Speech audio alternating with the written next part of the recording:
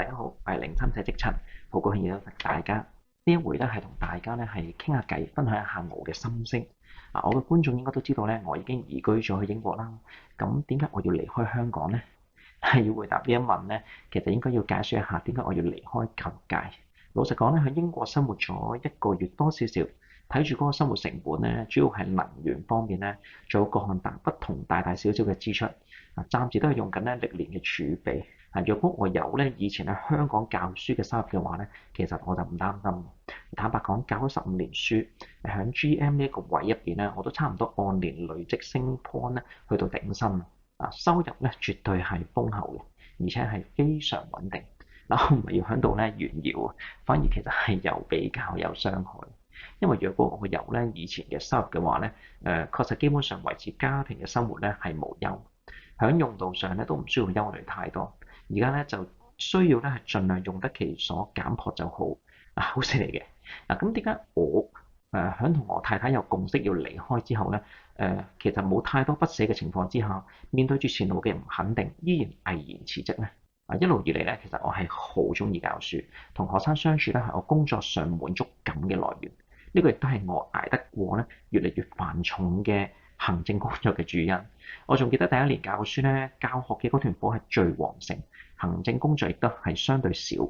放學之後咧，可以有空間同學生咧去傾2個鐘嘅，真係好好了解、好好開解、好好引導。然後咧就係越嚟越繁重，不斷增多嘅各項工作，仲有進修。再冇咁樣嘅心力同埋空間。但係總算都叫教得開心，做得滿足嘅。但係自從19年嘅社會運動之後咧，然後就係國安法嘅出現啦。教育界其實一路沿住一條咧係無形嘅紅線。作為前線教師咧，我係直接感受到嗰個越加收窄、越列越緊嘅空間。我而家呢度咧已經冇講到教師因為教育局嘅白色恐怖同埋國安法嘅任搬龍門而自設界線、自我審查呢啲嘢。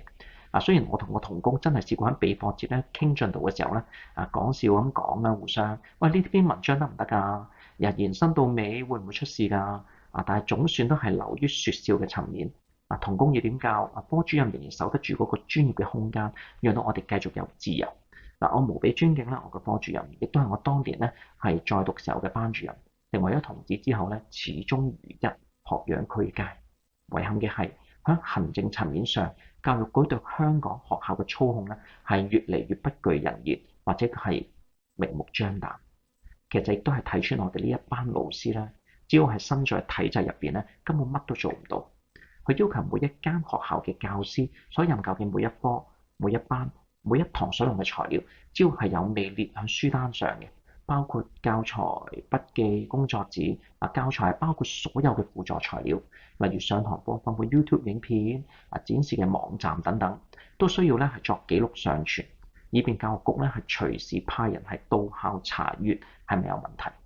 呢個問題其實究竟係咩問題咧？天不知地不知，得佢哋知嘅啫。既然係咁嘅話，咁學校高層當然係要求各位同事咧要按要求完成，免得出事啦，成為教育局嘅眼中釘。咁都會定時定候會睇一睇，睇睇個別同事，喂，點解你個資料夾係冇任何文件嘅？老實講，我係好尊重我舊校嘅領導層，包括校長在內，對我都算係愛護有加。話說我一路嘅政治取態其實係好清晰嘅。10年前開設咗零心社，不定期寫下文章。早幾年咧，有機緣之下咧，成為咗立場新聞嘅博客。寫下影評、談談中文同信仰，咁梗係冇問題啦。但有啲論時局、諷刺時政人物嘅文章，又或者係分享一啲自己參加遊行、講公義嘅文章，講下 POPO、講下榮光，呢啲就好容易踩線。咁哪怕係國安法之後，我都係做住一個好微小而無力嘅堅持，就係堅持唔刪去以前發布過嘅文章，頂多都係平日喺臉書專頁入邊咧更新係少講啲時政。高層都只係拜託同我相熟嘅同事傾偈嘅時候提一句，喂，平日喺社交媒體小心為上啊！我感受到呢個唔係命令嚟嘅，係帶有一份關心。始終稍一不慎，我本身都可能係學校危機嘅來源啊嘛。所以我內心係感謝佢。若果係要求我關閉禁言嘅話咧，可能我當時就會考慮轉校甚至轉行。但係呢啲高層能做嘅其實都好有限，都係需要應命而行。喺香港每一間中小學嘅圖書館，每一個學生喺學校能夠睇到嘅圖書咧，喺國安大法之後，應該都經歷過一個整輯嘅過程，有自行自動波檢查嘅，亦都有教育局派人嚟，估計每一間學校都大概係有咁嘅情況。我仲記得某一次教職員會議入邊咧，高層係對全校嘅教師咧表示，所有將會新購入嘅書，課堂上會用到嘅課外書都需要寫字申請，逐層檢閱，到最後由某高層去定斷，確保冇問題。當時我就諗啦，古人入木十行，睇嚟而家咧今人係要一目百行先夠用。負責嘅同事要用幾多時間心力，其實又點樣確保冇問題呢？我仲記得喺上年度咧，某次同同事閒談嘅時候，先得知到原來教育局咧已經派員來過我哋學校嘅圖書館，檢視咗藏書，亦當然亦都俾咗意見，叫校方處理咗一批書掉咗去。我嗰刻嘅驚訝咧，我係深印咗我個腦袋入邊，因為成件事成個過程，校方從來冇同我哋老師交代過。當然啦，教育局做呢啲嘢亦都冇大肆聲張，而係暗處行事，乾淨利落。如果我唔係湊巧了解到，我就真係完全唔知情。可以想像喺唔同嘅層面上，政府又施咗幾多嘅力去達到佢哋想達到嘅果效。作為前線教師，教學空間嘅收窄身在其中，我絕對係感知到，亦都會有啲無力處、軟弱嘅位置。以前中史堂每逢大考前學期尾，我都會喺初中班入邊咧，喺課程以外講講六四事件，希望佢哋知道歷史上曾經有過咁嘅事件發生過。呢2年都停咗。如果你問我，梗係可惜啦。但係有時不禁會諗咧，多一事可能會惹嚟你後續預料唔到嘅麻煩，唔單止係你，甚至可能係家人，所以都係算啦。呢個只係其中一例。有時候課堂引用生活嘅例子或者時事嘅時候咧，都會極速喺腦海閃一閃。當有猶豫嘅時候，就可能會用咗另一個較少可能引起爭議嘅事嚟取代。呢個就係白色恐怖所引致嘅自我審查，其實好可悲。講大躍進，唔通讚共產黨害死咗幾千萬中國人害得好咩？咁咪粗粗大過咯。唯有當你腦海意識到呢一種為求安全而自我嘅設限，教書呢份工作，至於我而言咧，就有一份保留。有時候真係會有一種苟且嘅感覺。教育局嘅逐步進侵咧，仲見於白紙黑字嘅要求，要入職教育界，必須先通過基本法試。呢個考試最初咧係唔必要嘅，考核內容亦都真係淨係考基本法。但係而家係講到明，入邊會有國安法嘅內容，呢個就係請君入甕。